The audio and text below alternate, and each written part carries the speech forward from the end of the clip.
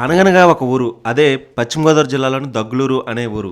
ఈ గ్రామంలో కోటయ్య గారు పాతకాలం నాటి ఎద్దుబండ్లు నేటి తరానికి తెలిసే విధంగా టేకుతో ఒక చిన్న సైజు ఎద్దుబండ్లు తయారు చేసి ఇంట్లో వాడుకునే టీపాయిలా అందంగా తయారు చేయడం వల్ల ప్రస్తుతం ఆ ఊరంతా ఎద్దుబండ్లు తయారు చేసే గ్రామంగా మారిపోయింది. అలాంటి దగ్గులూరు గ్రామం గురించి ఈ వీడియో. కోటయ్య గారు తయారు చేసిన ఎద్దుబళ్ళు ఎంత ముచ్చటగా ఉన్నాయో చూడండి, ఏం ఉట్టిపడినట్లు అనిపిస్తుందండి. ఇక్కడ చూసిన ఎద్దుబళ్ళకి సంబంధించిన చక్రాలు, అలాగే కొన్ని వస్తువులు తయారు చేస్తూ ఉన్నారన్నమాట. ఎడ్లు అన్ని కూడా తయారు కూడా బాగుంటది అతని దగ్గర.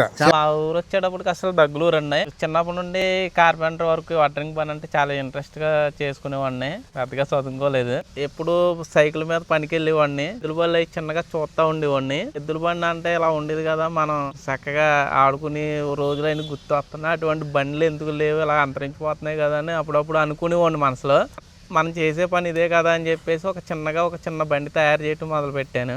అది చూడటంతో చాలా అందంగా చాలా బాగా వచ్చింది. ఒక చిన్న టేబుల్ వేసుకుని బల్ల మీద అలా పెట్టుకునేవాడిని. ఆ స్టార్టింగ్ అయితే నేను ఒక్కడే ఉండేవాడిని.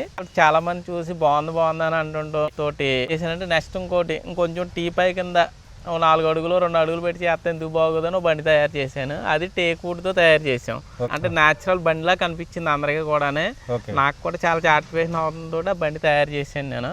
చాలా మంది చాలా ఇంట్రెస్ట్ చూపిస్తున్నారని చెప్పేసి కొంతమంది వర్కర్స్ పెయింటింగ్ తయారు చేయడం జరుగుతుందండి. అది వర్క్ అంతా తయారయ్యేటప్పటికి మనకి బండి మొత్తం ఫినిషింగ్ ఇలా వస్తుందండి. రైతు బొమ్మ, ఆ భార్య, వెనకాల బస్తాలు, ఈ తాడు, ఇవన్నీ కూడా ఇలా రేట్లు అంటే మనం చెప్పడం అయితే 4,000 అలా చెప్తాం. 4,000 కస్టమర్ కొంచెం అడుగుతారు కాబట్టి కొంచెం రీజనబుల్ గానే తగ్గించేసి పెడతాం. ట్రాన్స్పోర్ట్ ద్వారా వాళ్ళకి నంబర్ కాంటాక్ట్ చేసి పంపిస్తూ ఉంటాం, బాక్స్ లో పెట్టేసి. రియల్ బండ్లు ఇవి కూడా మనకి కస్టమర్లు ఆర్డర్ ఇస్తూ ఉంటారు. ఫామ్ హౌస్ కి, గెస్ట్ హౌస్ కి, అలాగే పార్కులకి అడుగుతూ ఉంటారు. ఇవి కూడా తయారు చేస్తాం. చూసారు కదండి, మన ఆంధ్రప్రదేశ్ రాష్ట్రంలోని పశ్చిమ గోదావరి జిల్లాలోని దగ్గులూరు అనే గ్రామంలో కోటయ్య గారు తయారు చేసే ఎద్దు బండ్లు అలాగే ఎద్దు బొమ్మల గురించి మీకు పూర్తిగా చూపించడం జరిగింది. మట్టిలో మాణిక్యం అంటే కోటయ్య గారేనేమో. ఎందుకంటే అంతరించిపోతున్న ఒక చిన్న ఎడ్ల బండి తయారు చేసి ఊరంతా ఎద్దు బండ్లు తయారు చేసి గ్రామంగా మారిపోయి దేశ విదేశాల్లో ఒక ప్రత్యేకమైన స్థానాన్ని సంపాదించుకున్న కోటయ్య గారు భవిష్యత్తులో కూడా ఇలాగే కొత్త ఆలోచనలతో అంతరించిపోతున్న మరెన్నో కళలను బయటకు తీసుకురావాలని కోరుకుంటూ మీ హర్ష శ్రీరామ్ అంతర్వేది.